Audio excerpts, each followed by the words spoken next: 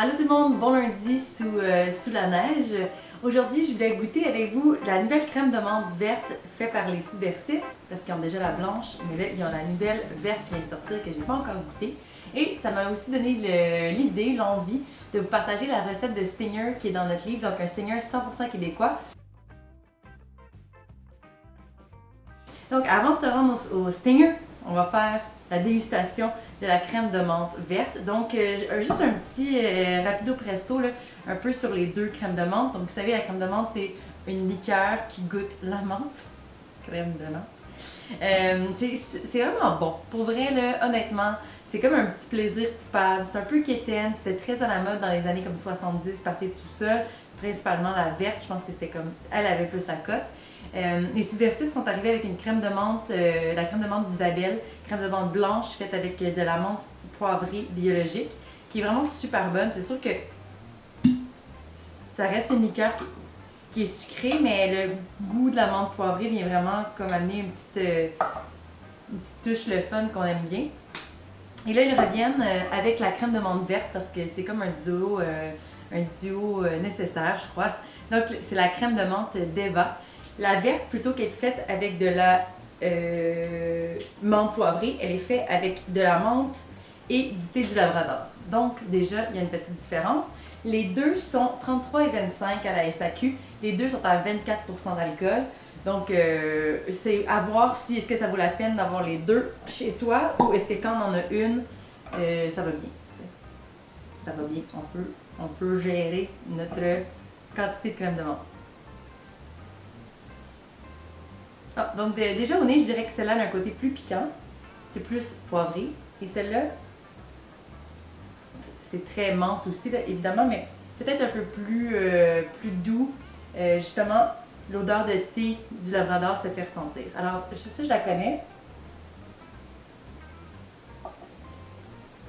Très tasty. Super frais. Pas trop sucré. Évidemment, c'est sucré, mais c'est pas trop sucré. Si on boit ça dehors, dans la neige, dans une petite flasque, c'est délicieux. Alors la verte. Belle couleur. Belle couleur Listerine.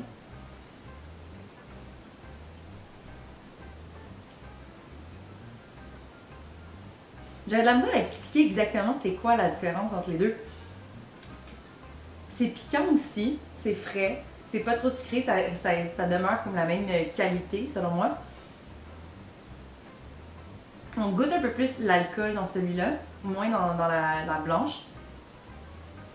Honnêtement, c'est assez similaire. Je pense pas que si vous voyez pas la couleur, on serait tous capables de faire la différence. Non, je pense pas.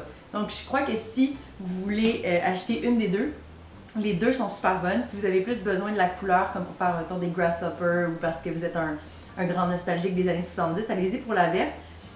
Sinon, moi, je trouve que la blanche, peut-être qu'elle est plus polyvalente, justement, parce qu'elle vient pas altérer la couleur. Ouais, c'est super bon. Deux bons produits que je conseille fortement si vous voulez avoir un petit côté quétaine de votre prochain party. Et là, c'est ça, je vais vous, sans plus tarder, je vais vous faire la recette du Stinger. Donc, la recette du Stinger est ici. Je vous ai sorti les mêmes props qu'on a utilisés pour les photos, une quétaine de même. Donc, c'est vraiment facile. C'est part égale de brandy de pomme. On avait utilisé le domaine de la France dans le livre parce que justement, on était au domaine de la France. Il faisait moins 25, c'était super. Mais là, j'ai seulement avec moi celui de Michel Jourdouin. Donc, un autre brandy de pomme, 3 ans. Je suis pas mal certaine que ça va être délicieux. Moi, c'était pour le jour de l'an, c'est le cocktail. Encore une fois, je reviens à shot. Le shot que j'ai bu avec mes amis en jouant au quai finlandaise dehors. Il faisait super beau, je sais pas si vous vous souvenez de votre jour de l'an, mais il faisait très beau dans le jour, il faisait soleil. Fait que j'avais pas pris de shaker, j'avais mis les deux bouteilles dans la neige.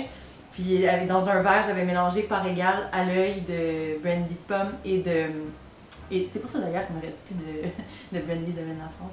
Alors à l'œil, j'avais mélangé la crème de menthe et le brandy de pomme, j'avais jeté une boule de neige dans mon verre. Ça, c'était mon shake. Fait que vous voyez, là, puis on se partageait le verre. C'est vraiment pas un cocktail, un shot qui est fait pour être fancy et bien calculé. Là. Je pense que quand vous avez des bons produits, c'est en masse.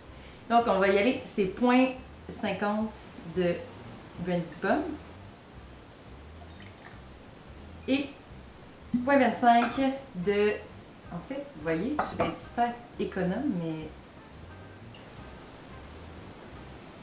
J'ai dit 0.25, c'est 0.50. 0.50 de brandy de pomme et 0.50 de liqueur de crème de menthe. Je vais mettre de la glace et je vais shaker. Voilà, pas besoin de shaker super longtemps, c'est juste pour le refroidir, c'est pas tant pour la dilution cette fois-ci. C'est un cocktail qui est sucré, donc quand c'est froid, c'est plus facile à boire, c'est plus agréable en fait. Croyez-le ou non, dans les 250 000 verres que j'ai à l'appartelier, j'ai pas de verre à shot, donc j'ai ces petites tasses très mignonnes qui vont faire office de shot aujourd'hui. Mais franchement, je comprends pas cette chose que j'avais pas de shooter, ça m'énerve. On parle, on jase. Donc, voici pourquoi je n'utilise jamais de shaker 3 pièces. Tout reste pris dans le shaker et ça me gosse. Et voilà, donc on a le shooter. Ça sent bon, ça sent la pomme, ça sent la menthe, c'est frais. Sur ce, bonne crème de menthe, bon party de sous-sol des années 70, puis bon stinger.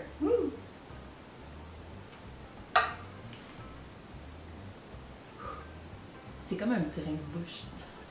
Ça me rappelle l'université.